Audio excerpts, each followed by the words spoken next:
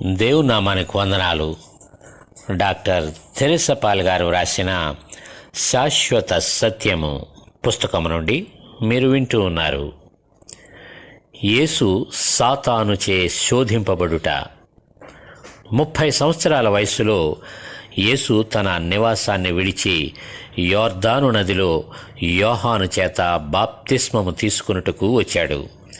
యేసు బాప్తిస్మము పొందిన వెంటనే నీళ్లలో నుండి ఒడ్డునకు వచ్చెను. ఇదిగో, ఆకాశము తెరువబడెను. దేవుని ఆత్మ పావురం వలె దిగి తన మీదికి వచ్చుట చూచెను. మరియు ఇదిగో, ఈయనే నా ప్రియ కుమారుడు, ఈయన యందు నేనానందించుచున్నానని ఒక శబ్దము ఆకాశము నుండి వచ్చెను.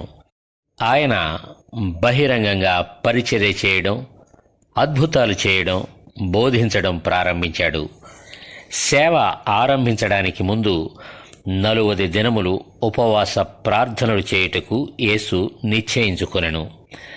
ఆయన ఉపవాసముండిన పిమ్మట ఆదాము హవ్వలను శోధించిన సాతాను యేసు దగ్గరకు వచ్చి ఆయనను శోధించుటకు ప్రయత్నించాడు. యేసు ఆకలిగొన్నాడని సాతాను ఎరిగి ఆహార విషయమై శోధిస్తూ, నీవు దేవుని కుమారుడవైతే ఈ రాళ్ళు రొట్టెలగునట్లు ఆజ్ఞాపించుమనెను. కాని యేసు లేఖనాలు వల్లిస్తూ సాతానును ఎదిరించాడు. అందుకాయన, మనుష్యుడు రొట్టెల వలన మాత్రము కాదు గాని దేవుని నోట నుండి వచ్చు ప్రతి మాట వలనను జీవించును అని వ్రాయబడి ఉన్నదని అనెను. అయినా సాతాను ఆయనను విడిచిపెట్టలేదు. అంతటా అపవాది పరిశుద్ధ పట్టణమునకు ఆయనను తీసుకుని పోయి దేవాలయ శిఖరమున ఆయనను నిలువబెట్టి, నీవు దేవుని కుమారుడవైతే క్రిందికి దుముకుము, ఆయన నిన్ను గూర్చి తన దూతలకు ఆజ్ఞాపించును, నీ పాదం ఇప్పుడైనను రాతికి తగలకుండా వారు నిన్ను చేతులతో ఎత్తి పట్టుకొందురు అని వ్రాయబడి ఉన్నదని ఆయనతో చెప్పెను.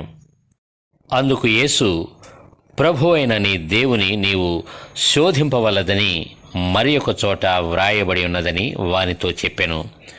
మరల అపవాది మిగుల ఎత్తైన యొక్క కొండ మీదికి ఆయనను తోడుకొని పోయి ఈ లోకరాజ్యములన్నిటినీ వాటి మహిమను ఆయనకు చూపి, నీవు సాగిలపడి నాకు నమస్కారము చేసిన ఎడల వీటన్నిటినీ నీకిచ్చేదనని ఆయనతో చెప్పగా, యేసు వానితో, సాతానా, పొమ్ము, ప్రభు అయిన నీ దేవునికి మ్రొక్కి ఆయనను మాత్రము సేవింపవలెను అని వ్రాయబడి ఉన్నదనెను.